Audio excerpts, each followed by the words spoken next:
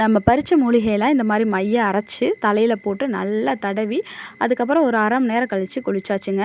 சில பேர்த்துக்கு வந்து தலைவலி பிரச்சனைலாம் இருக்கும். அப்படி இருக்கவங்கலாம் வந்து இதை வந்து தண்ணியே ஊற்றாமல் மிக்சியில் அரைச்சி எண்ணெய் மாதிரி நல்லா காய்ச்சி நல்லெண்ணெய், விளக்கெண்ணெய், தேங்காய் எண்ணெய் இது 3யும் போட்டு நல்லா காய்ச்சி தலைக்கு குளிக்கிறதுக்கு முன்னாடி ஒரு அரை மணி நேரத்துக்கு முன்னாடி நல்லா தேய்ச்சிட்டு அதுக்கப்புறம் குளிச்சிங்க அப்படின்னா உங்களுக்கு கொஞ்சம் நல்ல ரிசல்ட் கிடைக்கும்.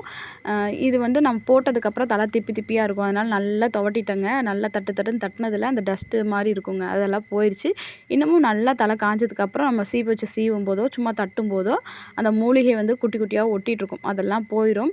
தலை பாருங்களேன் இந்த மாதிரி ஃப்ரெஷ்ஷாக இருக்கும், எந்த இச்சிங்ஸும் இல்லாமல் டேண்ட்ரஃப் இல்லாமல் தலை வந்து இப்படி க்ளீனாக இருக்கும்போது தான் நம்ம ஹேர் க்ரோத்துக்கான ஆயில் தேய்க்கணும். அது இல்லாமல் ஹேர் க்ரோத்துக்கான ஆயில் தேய்ச்சோம் அப்படின்னா அது யூஸே இல்லை. எப்போ தலைக்கு குளித்தாலும் இந்த மாதிரி ரெட்டை ஜடை போட்டுருவேங்க. ரெட்டை ஜடை போட்டால் நான் ஸ்கூல் லைஃப்க்கே போன மாதிரி ஒரு ஃபீல் கிடைக்கும். அப்போல்லாம் வந்து ஒத்த ஜடை போடுறதுக்கு ஆசைப்படுவேன் ஸ்கூல் படிக்கும்போது. இப்போல்லாம் ரெட்டை ஜடை போடுறதுக்கு ஆசைப்பட்றேன். பட் வீட்டுக்குள்ளேயே இருக்க வேண்டியதாக இருக்குது, வெளியே போக முடியல. உங்களுக்கு இந்த மாதிரி ஆசையெல்லாம் இருக்கா?